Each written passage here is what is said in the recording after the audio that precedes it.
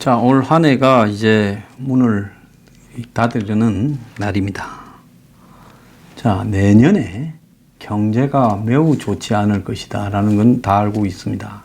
근데 그 매우가 역대 해마다 경제가 좋다는 적은 별로 없었죠. 요 근래 한 20년 경제가 좋은 적은 IMF 이후부터 별로 없었습니다만은 그 매우가 매우 심각한 정도의 매우라는 부분, 역대 겪어보지 못한 수준의 매우라는 측면에서 아주 우려된다고 볼 수 있습니다. 자, 수출이 올해 최대 호황이었음에도 불구하고 이 수출 최대 호황은 대부분 반도체에 기댄 호황이었지요. 올해 성장률은 작년 말에 3%라 했는데 실제로는 2.6%에 이렇게 근접할 거다. 그래서 이 2.6%도 정부가 돈을 54조 풀고 어떻게 해서 겨우겨우 짜낸 거다. 취업자 증감은 32만 명인데 10만 명 늘었는데 이 10만 명도 다 만들어낸 거다. 설비 투자는 3.3% 증가될 거라 봤는데 마이너스 1.0. 건설 투자는 0.8이 증가할 거라 봤는데 마이너스 2.8. 수출만 4% 늘 거라 봤는데 6.1% 늘었습니다.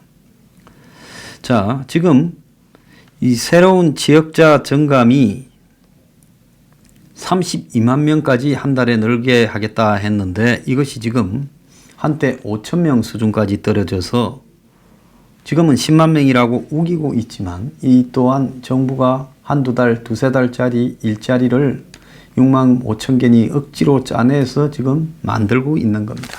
그래서 국민소득이 올해로 3만 불이다 하는데 단기 일자리를 급조해도 고용은 후퇴하고 있고 소득 격차는 역대 최악 수준으로 빠져들고 있고 자, 코스피를 3천, 코스피 지수가 3천을 기록할 거라 했는데 3천은커녕 17%가 연초에 비해 빠졌습니다. 자, 수출만 6천억 달러를 사상 처음으로 돌파를 했고 그런데 여기도 이 질이 별로 좋지가 않습니다. 자, 반도체가 이 수출의 핵심인데 이 또한 반도체도 내년에는 아주 나빠질 거라 예상이 들고 있습니다. 자, 소상공인과 자영업자, 영세 자영업자를 중심으로 이제 고용 참사가 발생하면서 가구당 소득 격차가 부익부 빈익빈 현상이 극대하게 양극화가 되고 있습니다.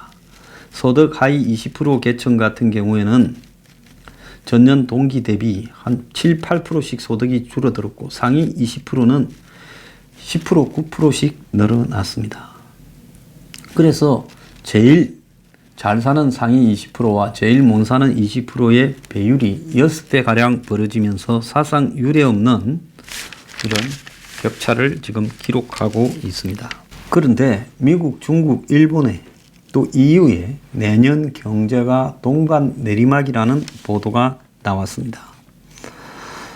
자, 3대 이 세계 경제 기구와 4대 투자은행의 분석 결과 미국의 성장은 둔화되고 일본, EU는 꺾이고 미중 무역 전쟁 후유증이 본격화되면서 한국도 타격을 입고 IT 수출에도 악영향이 예상된다라고 지금 내년 불경기, 세계 경제 불경기를 예고하고 있고 내년에 세계 경제가 그동안에 요 몇 년간 세계 경제는 호황이다. 한국의 학자부터 모든 전문가들이 입에 달고 살았습니다.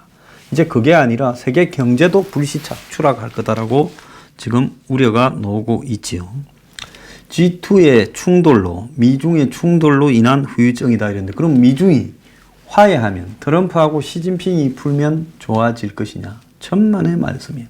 둘 다 못 견딜만 하니까 싸움을 붙어서 서로 각자 자국한테 쟤 때문에 우리가 그렇다, 쟤 때문에 우리가 그렇다라고 핑계를 댈 수 있는 요인을 만드는 것이 미중 무역 싸움이지 미중 무역 싸움이 호황이고 잘 나가는데 무역 싸움이 생긴 게 아닙니다.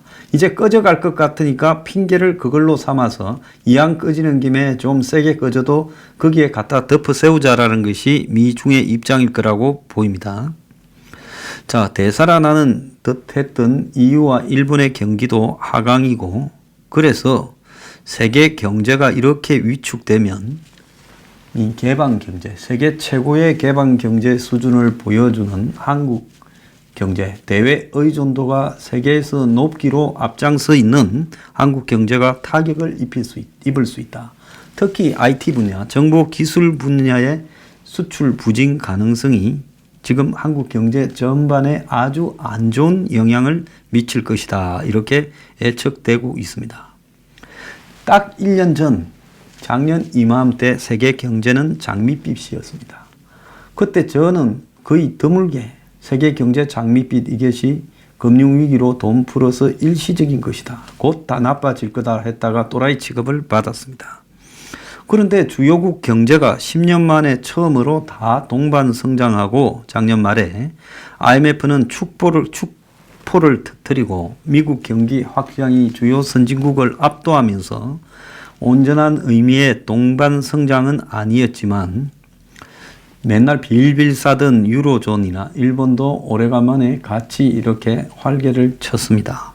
그런데 1년 만에 확 바뀌어버렸어요. 내년 세계 경제가 하강으로 돌아설 거다라는 전문가들의 견해가 일치되었고, 통화 완화 정책에 힘입어 이제 세계 경제가 금융위기의 터널을 빠져나오는가 싶었는데, 금융위기의 후유증이 세계 경제의 발목을 잡습니다. 그냥 빠져나온 게 아니라 엄청난 대가를 치르고 빠져나왔는데, 그것이 뭔 대가냐? 10수조에 해당되는 달러를 풀어서 빚으로 버블을 키워서 빠져나왔기 때문에 너 그냥 그대로 못 빠져나간다 하고 2008년 금융위기가 뒷발목을 잡은 겁니다. 이 여태까지 어지러 놓은 거 청소하고 가라. 자, 그래서 세계 경제의 동반 하락이 지금 예상되는 거예요. 솔직히 말하면 금융위기가 왔을 때 단지 그것이 미국의 서브프라임 때문에 온 게 아니라 세계의 경제 구조와 그리고 기술 문명의 구조가 변화하는 속에서 세계 경제가 빌빌 싸다가 미국에서 터진 것이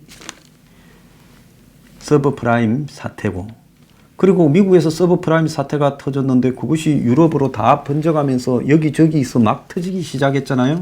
피그스라고 불리우는 유럽의 약한 나라부터 전부 국가 부도 현상이 나타나면서 터지기 시작했잖아요. 스페인, 포르투갈 같은 나라에 부동산 거품이 꺼지면서 막 문제가 생기기 시작했잖아요.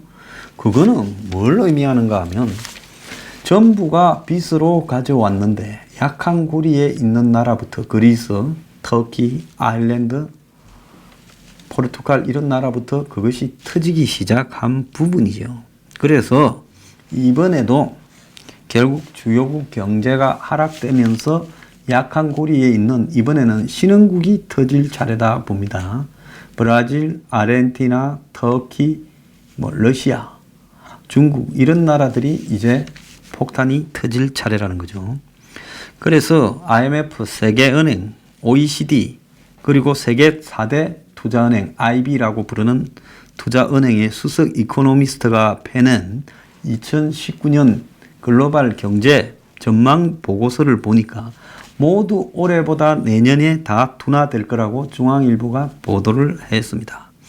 OECD는 내년에 세계 경제를 올해 3.7에서 3.5로 낮췄고, IMF는 올해 3.9에서 3.7로, 세계은행은 올해 3.1에서 3.0으로 낮췄습니다. IMF 총재 라가르드는 세계 곳곳에서 위험이 구체화되기 시작했다. 2017년 같은 가파른 성장은 당분간 보기 어려울 것이다 라고 말을 했습니다.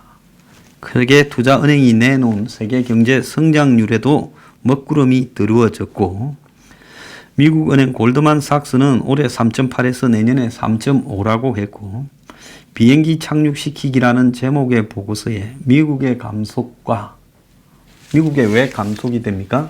시중에 풀어놓은 돈을 테이퍼링이라고 해서 걷어들이고 있고, 그런 과정에서 금리를 올리고 있습니다. 이것이 감속이죠. 그래서 트럼프는 그러지 말라고 지금 미국 연준 의장과 지금 싸움을 하고 있지요. 자, 중국의 성장 약세가 미국의 감속과 중국의 성장 약세가 세계 성장 속도를 완만하게 줄일 걸로 예상된다. 자, JP 모건은 성장률이 2.9, 올해는 3.1이었습니다. 모건 스탠리는 3.8에서 3.6, 뱅크 오브 아메리카 메릴린치가 망해가지고 금융위기 때 BOA하고 합병했지요. 여기는 3.8에서 3.6입니다. 자, 최고점에서 최저점을 향해 가고 있다. 미국의 거듭된 금리 인상에 따른 금리 차이가 매우 중요한 포인트가 될 거다. 한국 듣고 있습니까? 하는 총재요. 중국과의 무역전쟁에서 미국 국내 정치 교착 상태가 세계 경제에 큰 영향을 미칠 거라고 예고하고 있습니다. 자, 전체적으로 보면 0.2% 정도가 줄어들 거라고 세계 4대 경제기구와 또 4대 IB 투자은행이 그렇게 예고를 하고 있습니다만은 문제는 뭔가 하면 꺾인다라고 했다는데 방점을 둬야지. 전부가 다 올이다 꺾인다. 그런데 이 사람들은 많이 꺾인다는 이야기는 절대 발표하면 안 됩니다. 왜? 많이 꺾인다 하면 그 자체로 경제에 혼란을 줘서 자신들에게도 엄청난 손해가 되니까 꺾일 것 같아. 이제 꺾이는 것은 대세다라고 이야기를 하지요. 여기서 우리가 하나 중대뻥을 봐야 되는데 중국 경제가 2017년 작년에 6.9에서 2020년 3년 뒤에 6.0으로 떨어진다는데, 자, 중국 경제가 떨어지는 속도가 이 정도라면 제가 걱정을 하질 않겠습니다. 세계 경제는 3.6에서 2017년에 3.5로 가고 미국은 2.2에서 2.1이 되고 유로존은 2.5에서 1.6이 되고 일본은 1.7에서 0.7이 됩니다. 자, 우리가 일본 경제가 살아난다고 아베노믹스, 아베의 세 가지 화살 이야기 숱하게 했습니다. 그런데 일본이 지금 작년에 살아났다라고 할 때 1.7이고 지금 올해는 더 떨어져서 1.5나 1.4쯤 될 거고 2020년에는 0.7이라는 겁니다. 중국 경제가 현재 속도로 떨어지면 2020년에는 4%대가 될 거라고 저는 보고 있습니다. 자, 그래서 이 트럼프는 지금 감세 정책을 엄청 썼습니다. 부자 감세, 기업 감세를 했지요. 그럼에도 불구하고 경기가 하강이 되면서 지금 세계 경제의 40%를 차지하는 GDP의 40%를 차지하는 미국, 중국 경제가 지금 완전히 꺼져가고 있다는 겁니다. 이런데 미중은 둘이 싸움을 하고 있고, 자, 이 속에서 이 미중 간의 문제가 세계에 가장 큰 리스크가 될 거라고 보고 있습니다. 미국의 내년 성장률이 1.9% 정도로 예상이 된다는 거예요. 그러니까 미국 경제가 회복됐다 해도 현재 내년에 한국의 성장률보다 더 낮을 거라는 겁니다. 그래서 금융이 긴축으로 돌아서고 재정 부양이 사라지게 되면 미국의 경제는 다시 원점으로 돌아가게 된다는 겁니다. 자, 그리고 EU 내부에서도 지금 회원국 간의 갈등이 심화되고 있고 영국이 브렉시트에서 빠지고 또 난민, 테러 문제 등이 더 심화되면서 EU도 점점 이렇게 어려워져 가고 있습니다. 자, 이 속에서 지금 주요 중앙은행들이 위험을 이렇게 신호를 보내고 있는데요. 유럽중앙은행 총재는 유로존의 경제가 지속적으로 성장할 거라고 생각을 했는데 우려가 커지고 경기가 밑으로 추락하고 있는 위험이 커지고 있다면서 유럽중앙은행의 총재가 나와서 이런 이야기를 공개적으로 거의 한 바가 없는데요. 유로존은 1.7%로 내년 성장률을 낮췄습니다. 그러니까 미국이 1.9, 중국이 6.2, 유로존이 1.7로 낮춘 겁니다. 자, 이뿐만 아니라 좀 심각한 거는 갈수록 심해지고 있는 보호무역 기조에 의해서 이제 신자유주의가 끝나가고 있어요. 무역량이 감소하고 있다는, 경기도 나빠지는 데다가 보호무역이 심화되면서요. WTO 요즘 유명무실해져 가고 있죠. 무역 성장률을, 세계 무역 성장률을 내년에는 3.7로 낮추었습니다.